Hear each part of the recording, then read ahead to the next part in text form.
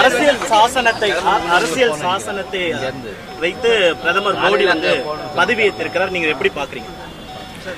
கடந்த முறை பதவியேற்கிற போதும் இதேபோல அரசியல் சாசனத்தை தொட்டு வணங்கினார். புரட்சியாளர் அம்பேத்கர் திருவுருவ சிலைக்கு மலர் தூவி வணங்கினார்.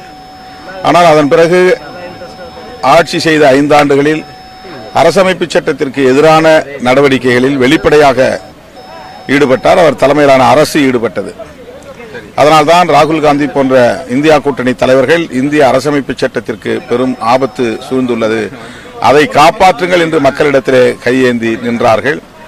அதை காப்பாற்றுவதற்கான ஒரு வலிமையை இன்றைக்கு இந்தியா கூட்டணிக்கு மக்கள் அளித்திருக்கிறார்கள். இந்த சூழலில் மீண்டும் அவர் அரசமைப்பு சட்டத்தை வணங்கும் ஒரு நாடகத்தை அரங்கேற்றியிருக்கிறார்.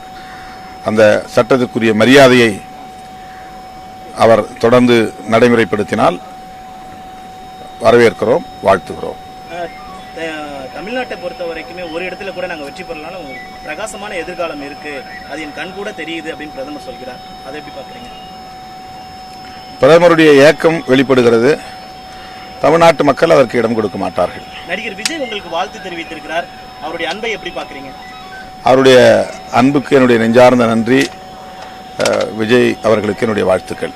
தமிழகத்தை பொறுத்த வரைக்குமே பாஜகவோட நாங்கள் இணைந்து போட்டிட்டு இருந்தால் 33 தொகுதிகளில் அதிமுக ஜெயிச்சிருக்கோம்னு எஸ்பி வேலுமணி சொல்றாரு. இதை எப்படி பாக்குறீங்க? ஒரு காலத்தில் அதிமுக வர்றதுக்கான ஆட்சிக்கு வர்றதுக்கு விசிகாவோட உதவியும் இருந்தது. இப்படி இருக்கும்பொழுது இந்த எஸ்பி வேலுமணியுடைய பேச்சை எப்படி பாக்குறீங்க? தனித்து பாஜக அல்லாமல் அதிமுக போட்டியிட்டதால் தான் கணிசமான வாக்குகளை எல்லா தொகுதிகளிலும் அவர்களால் பெற முடிந்தது. 2வது இடத்திற்கு பெரும்பான்மையான இடங்களில் வர முடிந்தது. இந்த உண்மை அவருக்கும் தெரியும். ஆனாலும் இப்படி ஒரு கருத்தை அவர் சொல்லியிருப்பது ஏன் என்று தெரியவில்லை.